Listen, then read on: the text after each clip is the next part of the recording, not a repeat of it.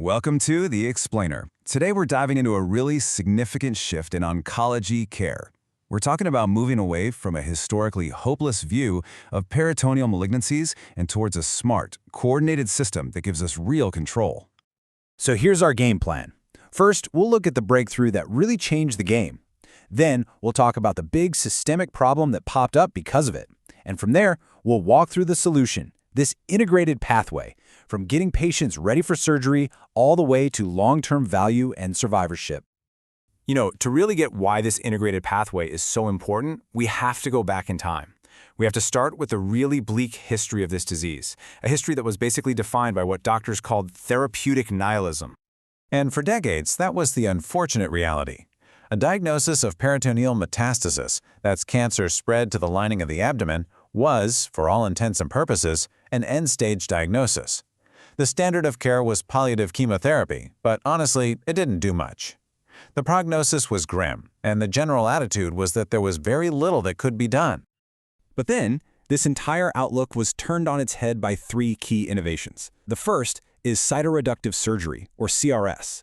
This is an incredibly aggressive operation to go in and physically remove every single tumor you can see.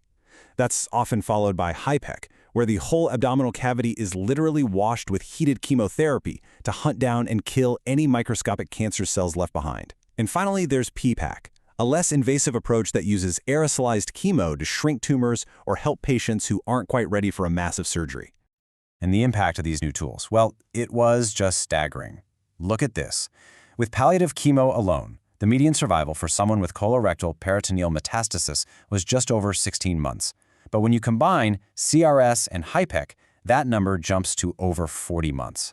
This wasn't just a small step forward, it was a giant leap, opening the door to long-term survival and for some patients, even a potential cure. Okay, but here's the catch.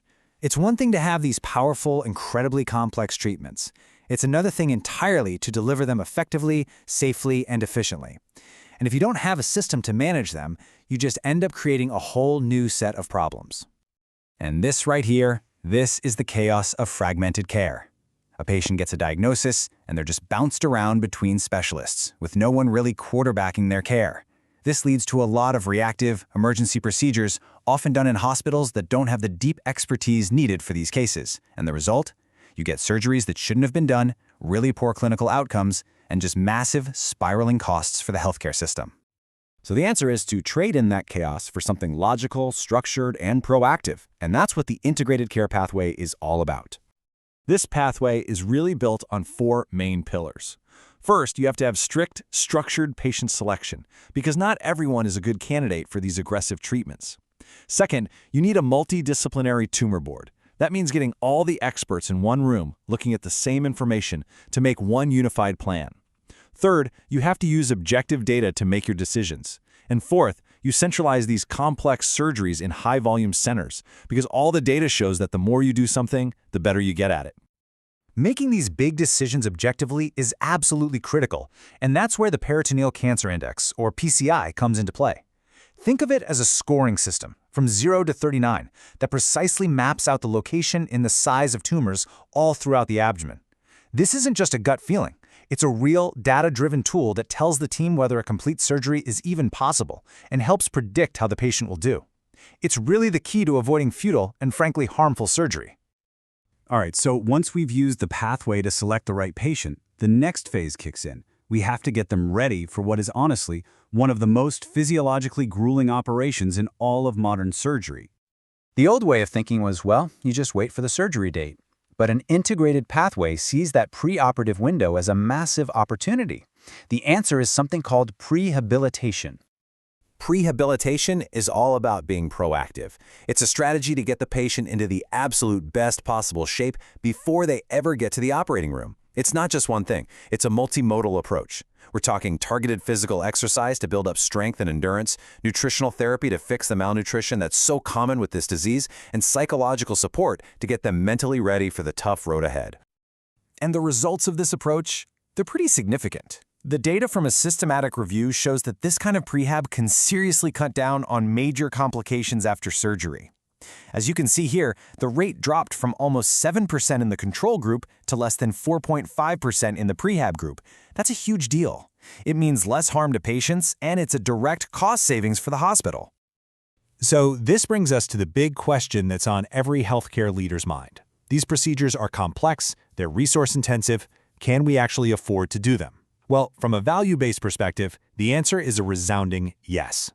When you stop looking at just the initial sticker price and you start analyzing the cost per life year gained, the whole picture just becomes crystal clear. Data out of Singapore shows that even though the upfront cost of CRS and ICHBEC is higher, it delivers so much more survival benefit that its cost per life year gained is almost 3 times lower than palliative chemo. It's the definition of a high-value intervention. But, and this is a big but, providing this high-value care is being threatened by a huge systemic issue: reimbursement. Studies from all over the world show this major disconnect. In the US, public insurers pay way less than private ones. In Italy, the billing codes are so outdated that one specialty center lost almost €2 million in 2 years just trying to provide this care. The bottom line is, the financial models just haven't caught up with the clinical innovation. The final piece of a truly integrated pathway is the recognition that our job isn't done when the patient is discharged.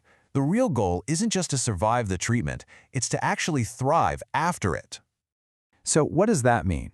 It means building out strong survivorship programs to help manage the long-term effects of treatment. It means weaving in lifestyle medicine, real guidance on nutrition and exercise to boost quality of life and maybe even lower the risk of the cancer coming back.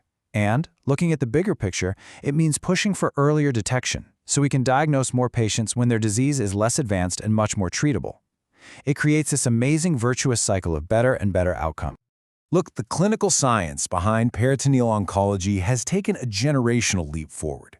We've moved from a place of nihilism to one of active strategic management. Adopting an integrated care pathway isn't just a nice-to-have clinical best practice, it's a strategic and financial must for any healthcare system that wants to deliver high-value, sustainable, and truly patient-centered care. The clinical evolution has already happened. The only question left is, are our systems ready to evolve with it?